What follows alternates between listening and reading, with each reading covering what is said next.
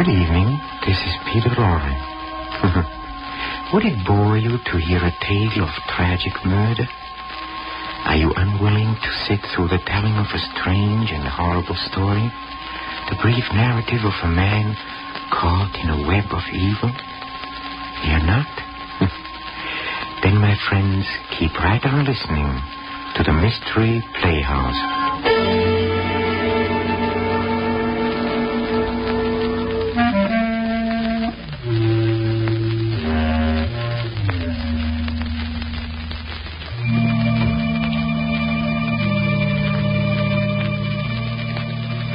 A sense of humor, I've heard it said many times, is of real benefit to him who possesses one. This particular sense has come to be so generally admired that it has attained the stature of a first-class virtue. Well, the fellow whom you're about to meet, while hardly falling into the virtuous category, he does have a sense of humor. Things like murder or hate and madness, or someone telling him his mother just died, practically rose him in the aisles. He loves a good, ghoulish joke. Oh, and he loves to tell them, too. He's about to start one now. So follow me, please, to the Inner Sanctum and your host, Raymond.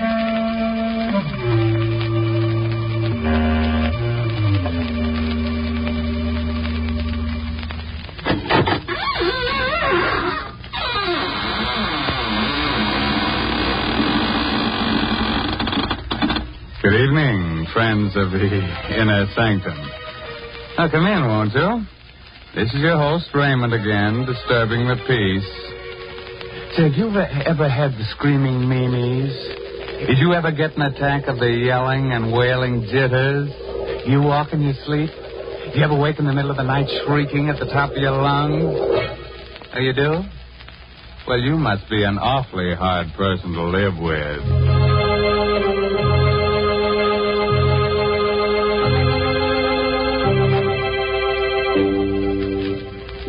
Well, friends, it's time for our story to begin. From this point on, forget everything pleasant. Get a finger ready to chew on, turn the lights down low, and listen to Peter Lorre tell you the blood-curdling tale, Death is a Joker. Come with me to the criminal courts building. A tense hush falls upon the spectators as Charles Luther takes the stand. Gentlemen of the jury, I'm accused of murder. I'm an actor, a comedian. Look at my face. Ugly, huh? Yes, so ugly that whoever looks at it laughs. I'm not telling you this to win sympathy for myself. I tell you this because it is important to your understanding the strange events that brought me to this courtroom today to plead for my life. Shortly before midnight of November 28th, I went to the apartment of my friend Robert Langlow, the famous actor and matinee. Charles. Well, this is a surprise. Come in. Thank you. Would you like a drink? No, don't bother. I don't want anything. No? Well, here, may I take your thing? Oh, excuse me. Hello. Oh, George. Yes, I have the money for you. You'll be up? When? 20 minutes? Yes. Goodbye. George Galvin. You know him, Charles? Yes. Rotten actor. He's an excellent poker player. So I've heard. Robert, before leaving the theater tonight, someone told me that you and Julie Winthrop are going to be married. Is it true? Yes, we'll be married in 2 weeks, right after my wife gets a decree in Reno. You must not marry Julie. Not marry Julie? Well, who are you to tell me what I can do? I know Julie well, and I also know you. That's why you must not marry her. Charles, it might be better for you to mind your own business. Julie and I are in love with each other. No, you're not. She's fascinated by your good looks. She's impressed by your fame, but she does not love you. Now, look here. We may be old friends, but I've stood all I'm going to. Wait a moment. I get it now. You're in love with her yourself. I? I'm in love with Julie. No, we are just friends. Friends?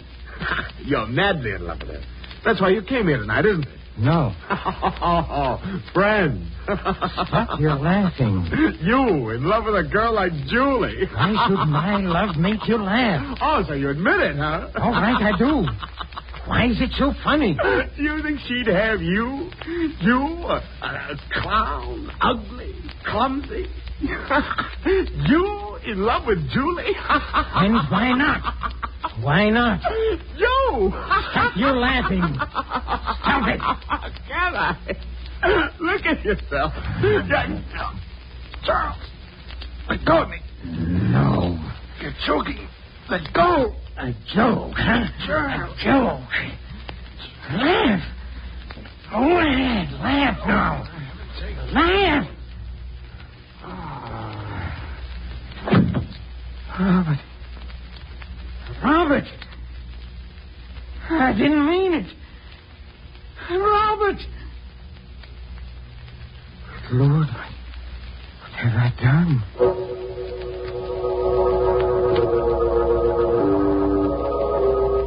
I rushed out of his apartment, trembling. I turned my coat collar up to hide my face. The streets were crowded with people coming from the late movies and restaurants. I tried to make myself act naturally, but it was impossible. Everyone I saw, every pair of eyes that looked at me, seemed to accuse me of my crime. I stopped, waited for the light to change. Paper, mister. Morning paper. Read about the Reynolds execution. Here, let me have one. There you are. I didn't know Reynolds was to be executed tonight. Yeah, they burned him. Well, he deserved it. Murdering his friend like he did. Oh, wait a minute, mister. You forgot your change. Oh, never mind.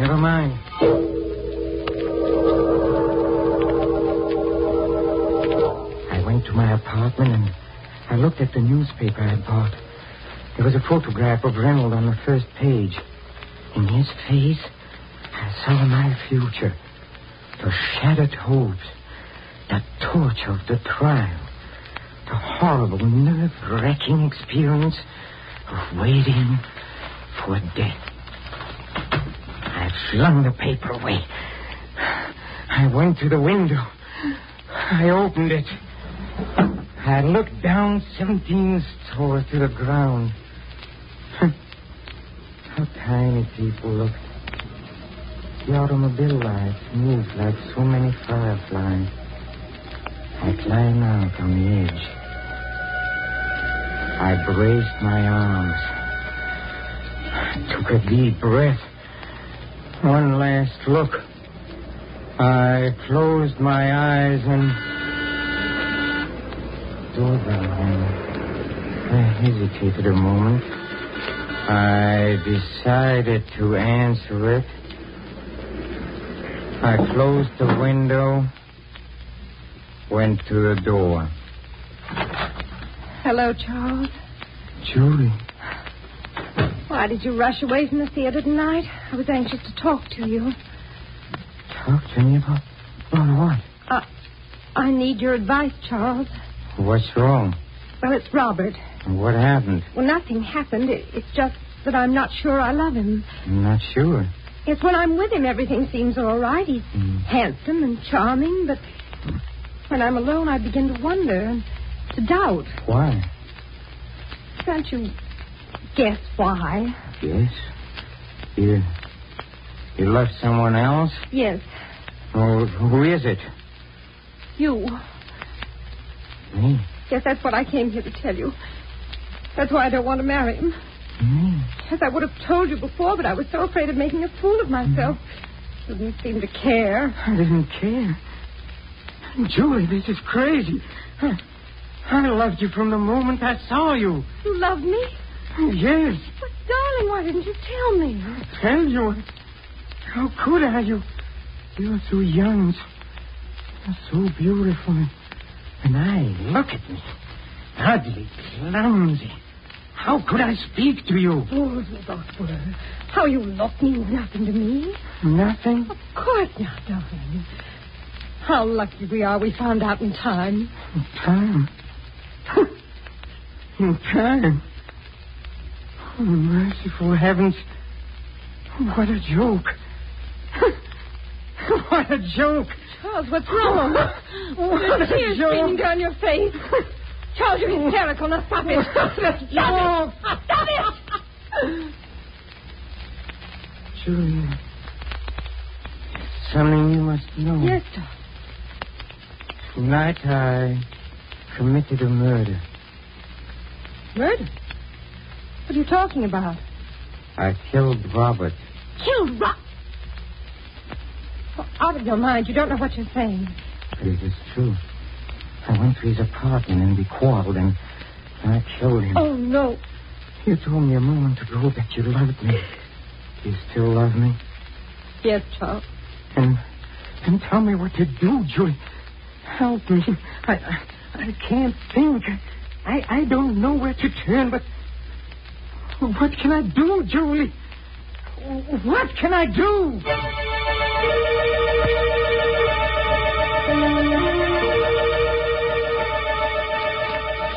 Now, pull yourself together, Charles. This may not be as hopeless as you think. Why? Was Robert alone in the apartment when you called? Yes? Were you seen entering or leaving? No. Are you sure? Yes, his apartment is on the second floor. I walked up and down. What time did you get there? Shortly before midnight. And what did you do before that? Went to a movie. Movie? How long did you stay there? Oh, only about 20 minutes. Do you have the ticket stub? Huh? Yes, here it is. Charles, do you realize what this means? They may never find out about you. Never find out? That's right. They won't suspect you since they can't know your motive. No one saw you enter or leave, and you have an excellent alibi. Motive? Alibi, Julie?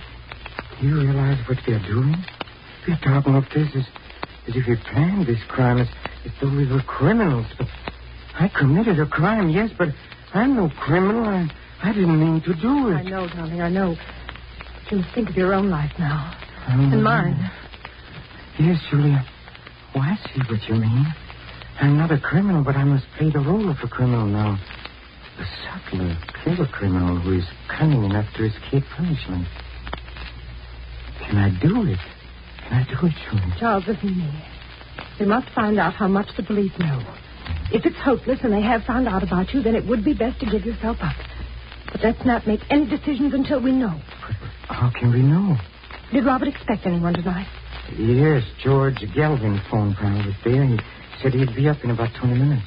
Then the body must have been discovered by now. Yes, I'm sure the police must be there by this time. I think that I'll go to Robert's apartment. No, Julie, no. I don't want you to become involved. I'm already involved. If it weren't for me, this horrible thing would never have happened.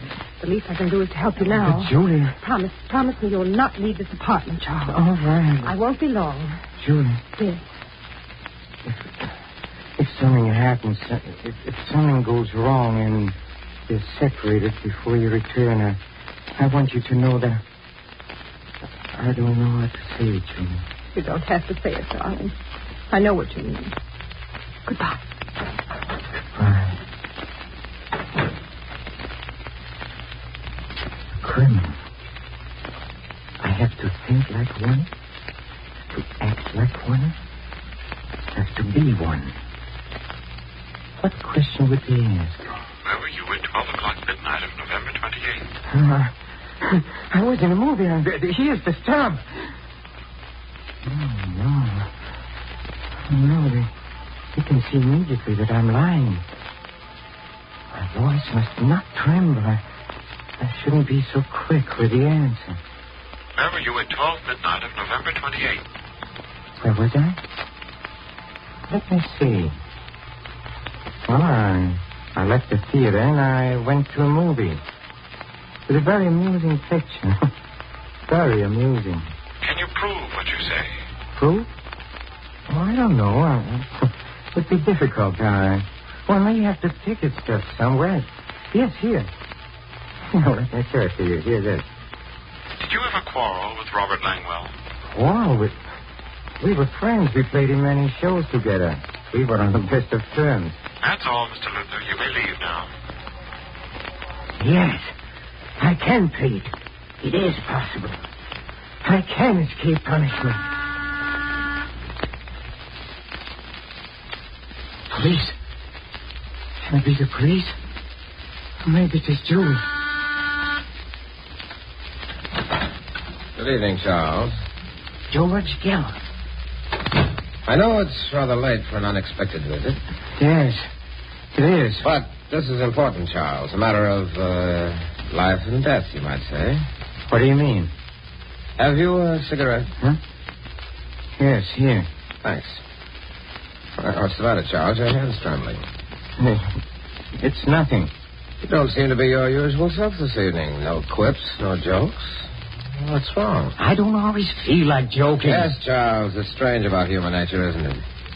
Who would have ever dreamed that tonight, a few minutes before midnight, you entered Robert Langwell's apartment, quarreled with him over Julie, and choked him to death? What are you talking about? You're an excellent actor, Charles.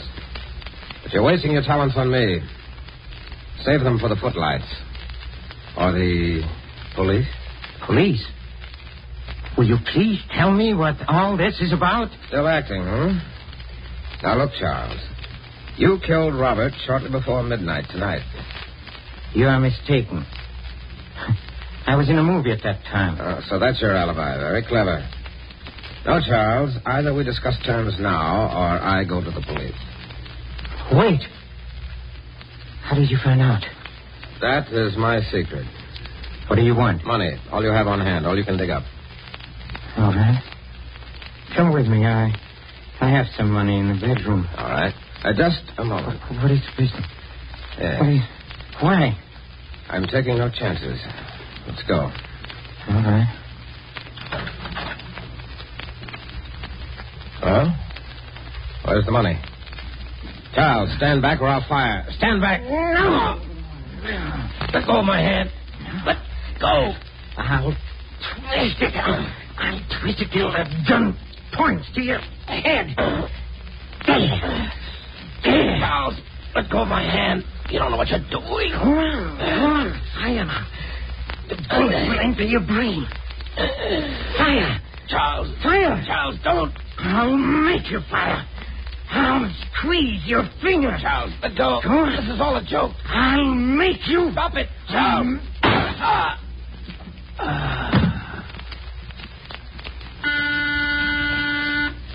Just a second.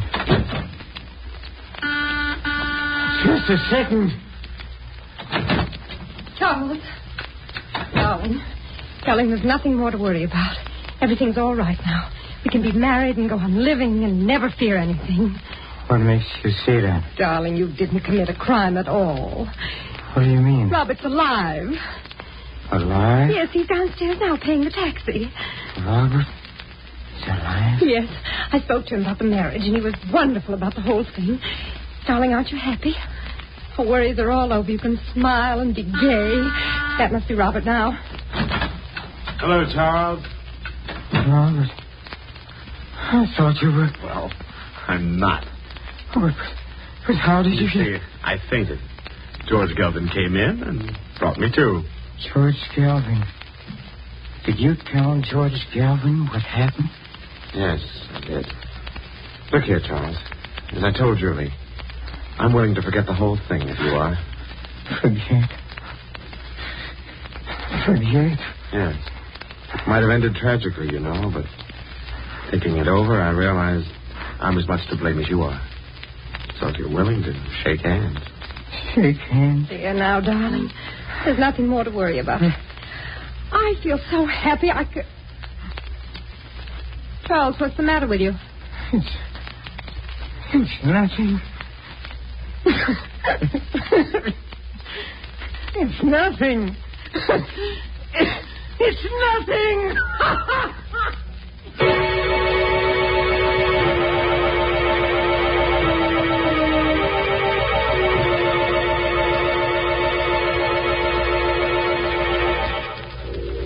Gentlemen of the jury, I became a criminal well, because I thought I had committed a crime, and I had to think like a criminal. My motives were those of all men. I wanted happiness and wanted marriage to the woman I loved. What would you have done in my place?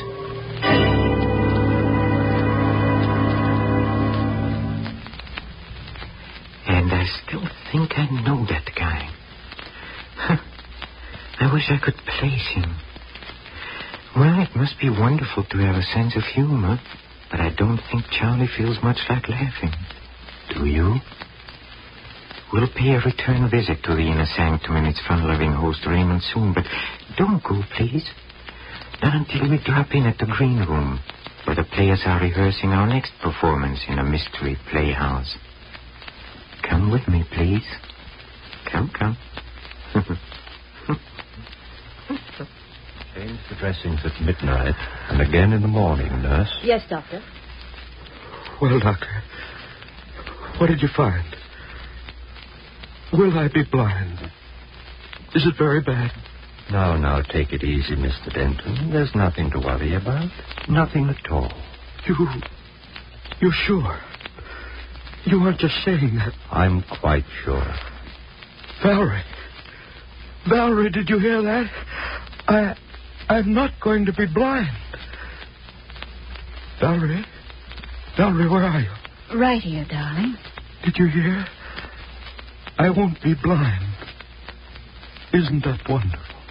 Yes, darling, it's marvelous. You don't sound very excited. Valerie, don't you realize I'm going to see again? She doesn't sound excited because I don't want you to be excited, Mr. Denton. You've got to relax. Try to sleep. Sleep? With this ungodly pain? My eyes feel as though they were on fire. That will stop as soon as the opiate I gave you takes hold. You'll be comfortable, I'm sure. Now, good night. You're going now, Doctor?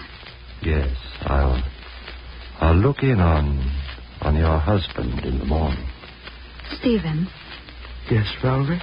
Do you mind if I step out into the corridor for a moment? But you promised not to leave me. I'm afraid, Valerie. Everything's so dark. The nurse will be here, dear, if you want anything. I just want to ask Dr. Wade some questions. Questions? But he's already told us. Yes, Stephen, I know. But I'd like to find out about the treatment and how I'm to take care of you when we get you home, you know. Just little things. All right. But hurry back. I want you near me. I will, dear. Good night, Mr. Denton. Good night, Doctor. And thank you. You're quite welcome. After you, Mrs. Denton. Thank you. I suggest we step into the consultation room across the hall. We'll have more privacy. All right. Here we are. Thank you. Well, it's been a long time, Valerie. Yes, Paul, it has. Almost 10 years, isn't it? About that. Strange that you should have called me, of all people, to treat your husband's eyes. Oh, I was panicky, Paul. I didn't know what to do. It all happened so suddenly. Stephen was working in his laboratory at the house when suddenly I heard a violent explosion. I ran in and found him clutching his eyes and screaming, "I'm blind." First thing I thought of was an ambulance. Then you... Why didn't you think of me 10 years ago? It's not fair, Paul. Was it fair to turn your back on me and then to marry a man almost twice your age? Paul, please, why bring up ancient history? It isn't ancient history to me. I've never forgotten you. Paul, about Stephen's eyes. What about them? I have a feeling that you weren't telling him the truth. You're right. Oh, you mean he's not going to regain his sight? He's going to be blind? Oh, Paul. You don't expect me to be terribly concerned, do you, Valerie? After all, he did take you away from me. Don't be vindictive, Paul. It wasn't Stephen's fault. He didn't even know of your existence. And you never told him that we were on the point of being married? No, never. It's rather ironic that we should meet again at the bedside of my rival, your husband, a man who may forever walk in darkness. Don't say that, Paul. It's horrible. But unfortunately true. A moment ago, you told me not to be vindictive. I'm not, really. But if I were, I could have my fill of vengeance if I told him about us. And then told him that he'll be blind forever. You wouldn't, Paul. Or I might take another form of revenge. I could tell you that an operation is called for. A very delicate operation. Are you trying to say that there might be a chance? Yes. But supposing I refuse to perform the operation?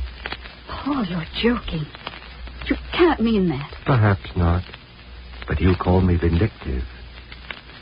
Suppose I operate and my scalpel slips. What if he dies? That would be murder. You're not a murderer, Paul.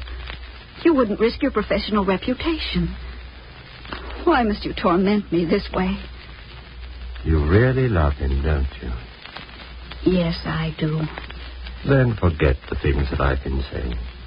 I want you to think of me as a friend. I want you to trust me. I do trust you, Paul. Thank you. Now as to the possibility of surgery. Here is the situation. The transparent film over your husband's eyes, the corneas, were burned and torn by the explosion. They've been so damaged that blindness will result, even though the eyes heal. But you think an operation would cure that?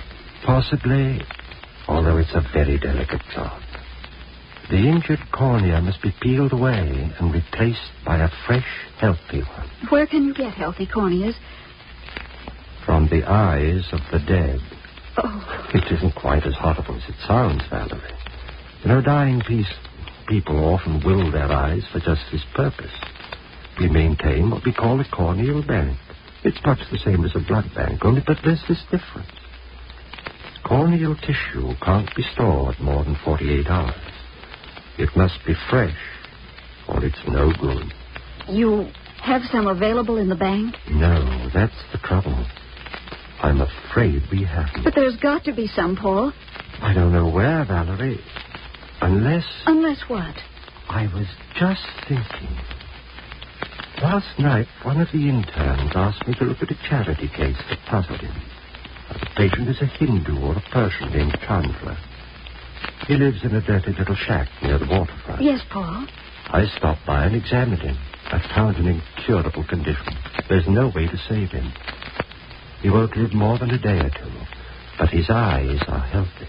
You mean you think he might... I don't know. You'd have to have his consent, of course. Take me to him, Paul.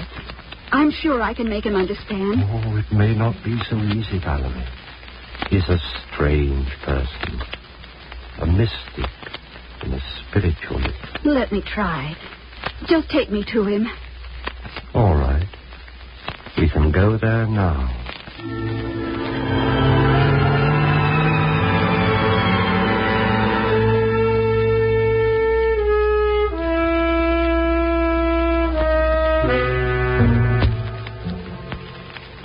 Doesn't the doctor sound familiar to you? Huh? That's right.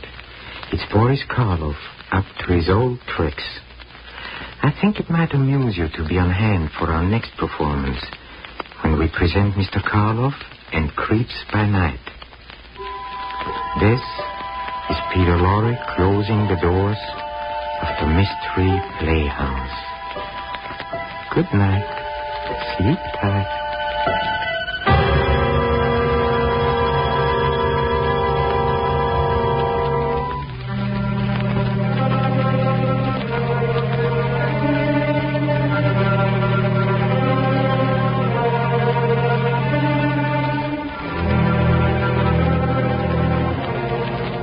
This is the Armed Forces Radio Service.